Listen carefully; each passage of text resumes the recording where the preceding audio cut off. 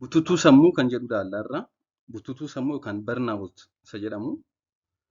Bututuu sammuu jechuun yeroo sammuun keenya nuffii fi dadhabbii qabaachuu fi akkasumas kaka'umsa dhabuun yeroo dheeraaf guutamu mallattoo mul'atudha. Yeroo sammuun keenya nuffii dadhabbii qabaachuu akkasumas kaka'umsa dhabuun yeroo dheeraaf guutamu yookaan wantoota kanaan yeroo dheeraaf yeroo qabamu mallattoon mul'atu bututuu sammuu jedhama yookaan bireen barnaawut jedhama. Dhiphinni sammuu bututuu sammuu fiduu danda'a. Haa ta'u malee dhiphinni sammuu fi bututuun sammuu garaagarummaa qabu. Dhiphinni sammuu stress kan jennudha. Bututuun sammuu immoo bireen barnaawut kan jedhamuun beekamudha. Dhiphinni sammuu yookaan stressiin garuu bututuu sammuu fiduu danda'a. Mee wanta kana maaltu fidaa? Mallattoon isaa akkamii? Yookaan mallattoo akkamii ofirratti agarra yeroo wanti kun nutti dhufu? Akkasumas immoo furmaanni maali kan jedhu waliin ilaalla. Noormaalii yeroo dhiphannu yookaan dhiphuu yeroo qabaannu wanti nu dhiphisu yeroo jiru wantitti dalagaa sammuu gaafa ta'u ta'e wanta sammuudhaan nu yaachisu ta'e sammuun keenya baay'ee yaada. Yommuu qaamaan socho'uu qabna ta'e dhiphuu sana jala qabuuf qaamaan baay'ee sochoona. Dhiphuu sana jala darbuuf jechuudha. Fakkeenyaaf namni tokko yeroo qormaata qoramu dhiphachuu danda'a. Dhiphachuu sana jala bahuuf garuu baay'ee dubbisaa yookaan baay'ee yaada. Yeroo waa sodaatee baqatummoo dhiphatu qaamaan baay'ee fiiguu danda'a. Kanaaf yeroo dhiphannu sammuun keenya baay'ee yaada, qaamni keenya baay'ee socho'a. Akkasumas sa'a keenyaaf annisaa enerjii keenya baay'ee irratti raawwata, irratti xumurra jechuudha. Bututuun sammuu garuu akkas miti. Bututuun sammuu yookaan bireen barnaawut kan jedhamu waan hundaan xiqqaachuudha. Kaka'umsa xiqqaa qabaachuu, miira yookaan immooshinii xiqqaa qabaachuu, waa'ee wantootaaf bakka kennuu xiqqaa qabaachuu, akka waliigalaatti wanti nu raawwannu hojii xiqqoo tokko xumuruuf yeroo dheeraa barbaadu kan kana fakkaatu mul'ata jechuudha. Bututuun sammuu mukaa'uu fidaa yookaan dipireeshinii fidaa, abdii kutachuu fidaa, kaka'umsa dhabuu fidaa, qiimii yookaan haaloo qabachuu baay'isuu fidaa, obsa dhabuu fida. Kun waliigalatti egaa hojii waliin jireenya hawaasummaaf jireenya ofii irratti dhiibbaa guddaa fiduu danda'a. Mee namni tokko yeroo sammuunsaa yeroo dheeraaf bututu yookaan yeroo dheeraaf barnaawut yeroo godhu mallattoowwan akkamii agarsiisa jennee ilaalle mallattoowwan kana bakka sadiitti qoonna. Kan jalqabaa mallattoo miiraadha. Emotional symptoms kan jennu. Mallattoo miiraa jechuun fakkeenyaaf miira gargaarsa dhabuutu itti dhaga'ama. Abdii murachuutu itti dhaga'ama.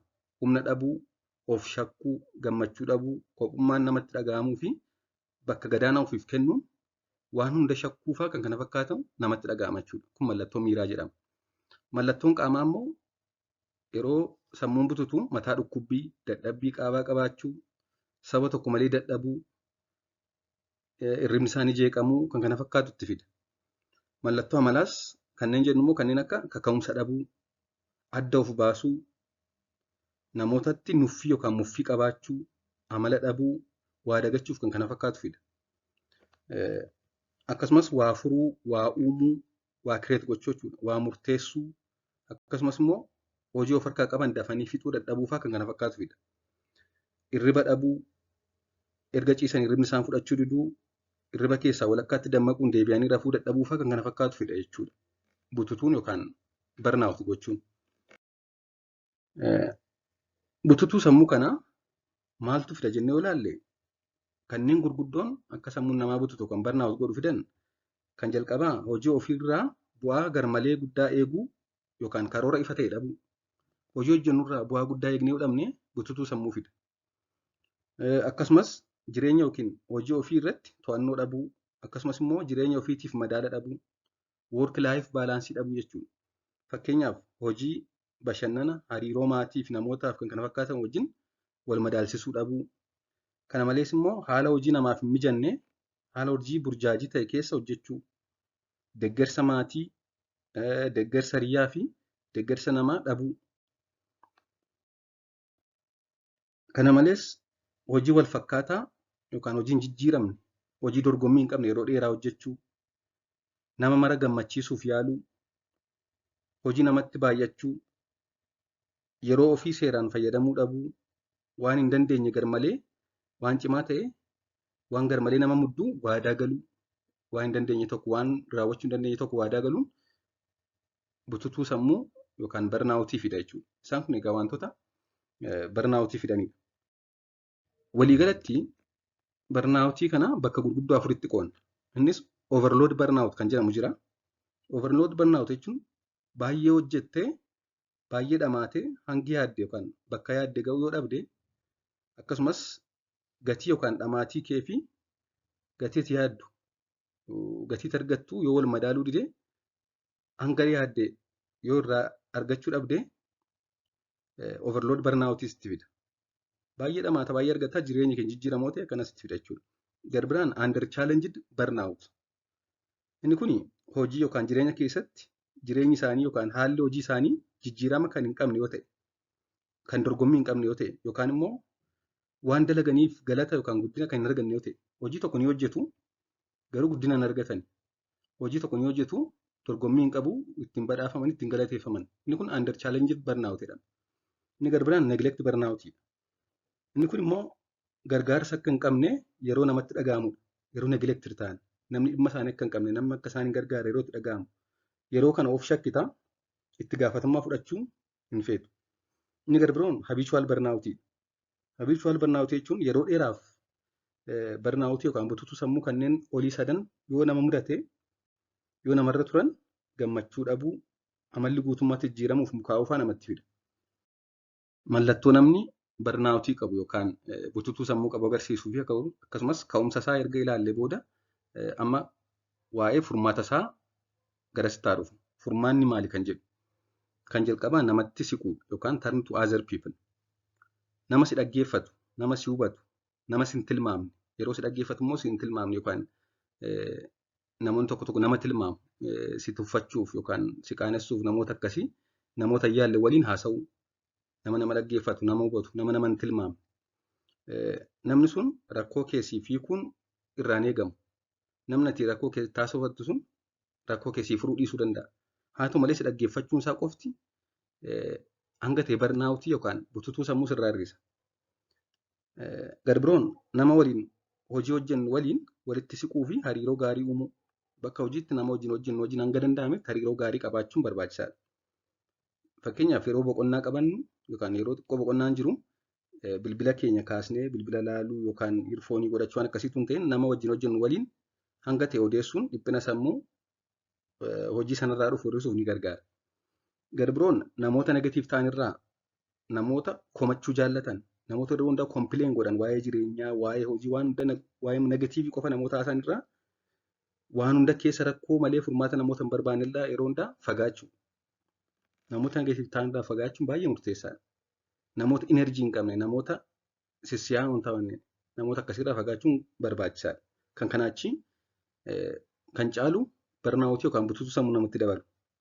Kana malees karaa amantaallee haa ta'u karaa hawaasummaa tokko tokkoon bakka hawaasni wal gaafatuu fi wal jajjabeessuutti argamu. Kana malees immoo waanuma qabnu nama gargaaru. Nama gargaaruun akka nama fayyadu of beekuudha waan ta'eef waan ta'e yoo nama ta'e gargaartan akka fayyadan yookaan vaaluweebil akka taatan of beektu waan ta'eef kana caalaa kan sammuu namaa gammachiisu hin jiru. Kun immoo dhiphina sammuu ni hir'isa. Kana gochuun baay'ee barbaachisaadha. Inni lammaffaan akkaataa hojii keenya itti ilaallu jijjiiruu. Reframe the way you look at work. Fakkeenyaaf hojii keenya jijjiiruu hin dandeenye yoo ta'e hojii sana jijjiiruu. Hojiin keenya nutti hin tolle waa'ee hojii sanaan jaallanne taanaa yoo danda'ame ta'e jijjiiruu. Garuu hedduun keenya hojii keenya jijjiiruu hin dandeenyu. Kanaaf hojii keenya jijjiiruu hin dandeenyu taanaan wantoota gaarii hojii keessa jiraniin gammaduudha. Waanuma xiqqoo nama gargaaran bakka hojiitti hiriyaa gaarii bakka hojiitti qaban kan kana fakkaatu qofa irratti xiyyeeffannoo kennuudhaan hojii ofii hojjechuu. Bakka hojiitti wanta nu nuffisiisu, nu jibbisiisu yaaduu osoo hin ta'in kan gaarii ta'e irratti fookas gochuu. Akkasumas boqonnaa fudhachuu. Yoo baay'ee barnaawut goone boqonnaa waggaas haa ta'u boqonnaa fudhachuu. Akkasumas immoo wantoota biroo jireenya keenya keessatti itti gammannu keessaa hiika jireenyaa ilaaluu. Fakkeenyaaf maatii keessa, hiriyaa keessa bakka hojiin nutti hin tolu, hojiin sun hin mijatu. Isa sana yaadaa oolanii buluu osoo hin ta'in jireenya keessatti immoo wantoota nu gammachiisan wantoota jireenya keenyaaf hiika kennan isa yaadaa hojii sana hojjechuu. Qabxiin sadaffaan wantoota dursa kennuufii qabdan adda baasuun dursa kennuu. Re-evaluate your priorities. Daangaa kaa'uu. Yeroo fi bakka lakki jechuu qabnutti lakki jechuu. No bakka jedhamuu qabutti no jechuu. Takka takka waan humna keenyaa olii waadaa galuun dhiphina sammuu nutti fida. Kanaaf bakka diduu qabnutti diduudha malee namni maal jedhaa maal kana jechuuf additional burden ofitti dabaluun dhiphina sammuu namatti fida. Kun immoo barnaawutii fida jechuudha. Bututuu sammuu fida. Kana malees yeroo yerootti bilbila, kompiitara, sooshaal miidiyaa irraa yeroo itti boqonnaa fudhannu qabaachuu takka information adda addaa sooshaal miidiyaa irraa yeroo gara sammuutti nama guutu nama dhiphisa. Yookaan barnaawutii fida jechuudha. Kanaaf yeroo yerootti sagantaa baasnee yeroo itti waan akkasiirraa fagaannu bilbila keenya cufnee keenyu qabaachuu, waan haaraa tokko yaaluu, waan haaraa tokko kireet gochuu yaaluu, hirriba gahaa argachuu, akkamiin akka dhiphina ofirraa hir'isnu ofuma keenya baruu shaakaluu, yaadi mataa nama dhukkubsu yeroo gara mataatti nama dhufu mataa nama dhukkubsaa haa ta'u malee haalota hin jijjiiru yeroo kana yeroo yaadni sun gara sammuutti nu dhufu wanta sana ofirratti barree dafnee dhiisuu yaada keenya waan biraadhaan biizii gochuu. Garbiroon wantoota dabalataan bututuu sammuu hir'isan taasisuu fakkeenyaaf sochii qaamaa taasisuu, sochii qaamaa guyyaatti daqiiqaa 30 taasisuu, sukkaaraa fi wantoota samsamamanii gurguraman hir'isuu, akkasumas bunaa fi cooma baay'isuu dhiisuu, wantoota omeegaa 3 qaban immoo sirriitti fayyadamu kanneen akka qurxummii fa'aa jechuudha. Akkasumas sigaaraa xuuxuu dhiisuu, alkoolii immoo baay'isuu dhiisuun barbaachisaadha jechuudha.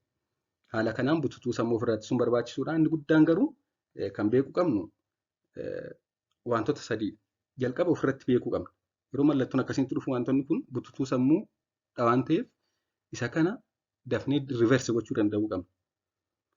Inni lammaffaan erga ofirratti barree booda maal tokko kanatti fide adda baasnee irratti hojjechuudha.